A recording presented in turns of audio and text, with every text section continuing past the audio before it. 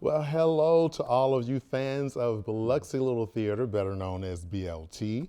I'm Eric Funches, the director of Trouble in Mind by Alice Childress. So we have several of our characters who are going to speak with us in this series called Red Curtain Talk. Aha, you like that? I'm kind of stealing Jada's thing with Red Table Talk. Yeah, don't tell her. Our first character that we're going to have to talk with is Mr. Tim Pulver, who's playing the part of Henry. How you doing, Tim? I'm doing great. It's great to be here. It's great having you here, man. So let me ask the question that I love asking all of our characters. How did you hear about this play? Since being a part of it, what has stood out to you concerning it? What draws you in? Well, I was lucky. I got clued in on the play by Miss Teresa. Okay. She suggested that I audition, and so I was super excited to do that. At the time, did not know a whole lot about it. Right. But since then, have been really drawn in by the depth of Alice Childress's writing. Yes. I don't think I've ever been in a play that had layered meaning on so much layered meaning into each of the characters. So in a way, it's been a process of discovery, just going through the script and seeing not just my character, but how all the characters have the different dimensions and how they evolve at different times and during the play has been just intellectually stimulating and also enlightening as well. Good. So So when you think about the themes that are mentioned in this play, you talked about the layering. Talk to us a little bit. Well, let me not get ahead of myself. Talk to us a little bit about your character, Henry. Who is Henry in this production? So Henry is a elderly gentleman, and he's got a very intense spirit. He's had that his whole life. He grew up as an Irishman, so he grew up, as I perceive him, in Ireland at the time. His countrymen were fighting for the home rule as a young man. Yeah. It initially was unsuccessful, being delayed by World War I, but that was when he was particularly connected with that movement. He drew a lot of inspiration from some of the leaders of the country. He considers himself to be along that line, so he draws a lot of his sense of self from being a fighting Irishman, basically. Yeah. And so, but at the same time, Henry is, I think of him as a gentleman that's never achieved what our main character will achieve at the end of the play, which is a sense of self-actualization, where he never fully expresses himself in the course of his life. He carries a lot of his intensity inside of himself. Yeah. There's some self-deception, I think, where he considers himself to be a very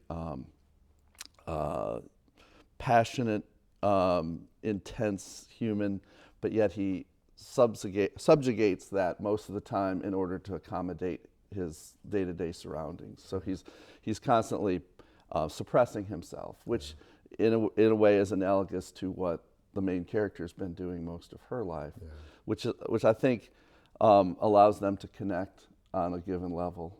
But unfortunately, Henry never reaches the point where he is really willing to fully be himself. He seems to live in the shadow of his father, even though his father is not, of course, a part of this play. He refers to him a lot. Do you feel that? Absolutely. So his father's another example. Father is an example of someone who was self-actualized, who was a vaudeville player, who was apparently very successful and very admired. Yeah. And Henry channels his spirit a great deal to essentially uphold his self-esteem. Yeah. So he kind of lives vicariously through his countrymen and his father, but he's never fully made his mark himself. So being an Irishman, and particularly because this play is set in the 1950s and you have that history before that with the history of Irishmen coming into America, not really being received and receiving a lot of racism themselves, how do you see Henry dealing with emotionally inside with what he sees happen during the course of this play as he's seeing Willetta and Al and that kind of tension between them and other members of the play. What do you feel Henry is taking from this? Well, because Henry comes from originally a disadvantaged group, essentially a persecuted group, I think that he has developed an egalitarian frame of mind. So he doesn't see why everyone can't be, respected and given full dignity. So when he meets Willetta, and Willetta starts to express her desire to be a real actress, he's like, yeah, why not? Why shouldn't you be? Yeah. I think he resents the director because the director, even though he tries to be as fair as he can be, he's still enjoying the white privilege, basically, and the privilege of being the dominant member of the dominant group. So, he sort of, represents the establishment, and I think Henry has developed somewhat of a resentment toward him for just his general one-up attitude that he has. I think that's what allows him to be a good sounding board for Willetta when she starts to express, because he's sort of been there, and it has, being in that side on the one down position has given him a sense of That's that we all really to what the African American or Negro race at that time was feeling because of what his own people had gone through. right. Yeah. Exactly. Yeah, so he has more than just a sympathy. There is a bit of empathy that comes from his character. And I think you see that between the two of them. So when we think about the ending of the play and how things are, and Henry is there for Willetta, what is it that you would like to see the audience, those who are watching, get from this and from the play in general, but from Henry's life as well? Well, as I see Henry, he's sort of a sounding board for Willetta. He's not 100% there cognitively. Yeah. So he has conversations, but I don't think he fully gets everything that she's We see a trying little bit to of tell him. Alzheimer coming into play. Yeah. But yet he's kind of a blank slate that's also empathetic, that allows her to find herself, I think, to a large extent. And then, at the end of the play, there's a mild sadness there, in a sense that Henry's coming to the end of his life. He's never really had the moment of realization that Willetta's about to have. But he's still has a lot of dignity. He's lived his whole life with values. And I think he's a generally good person. So there's a lot to be said for that.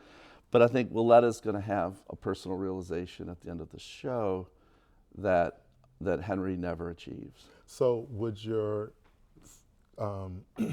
message, I guess, to the audience and to those watching even this, be that take full advantage of living your life out? Yes. Because Henry gets to the end of his, and it's almost a sad plight that you see him in, of just kind of living in the shadows still. It's kind of like he started off living in the shadows of his father, but now he's really in the shadows of the theater.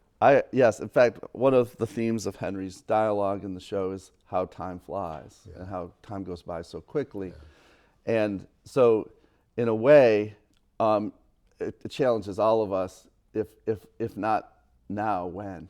Whatever that thing is that is, central to who we are, when are we going to express that? Waiting till tomorrow, those tomorrows add up. And eventually, if that brings us to the end of the play, where Henry's never had his day.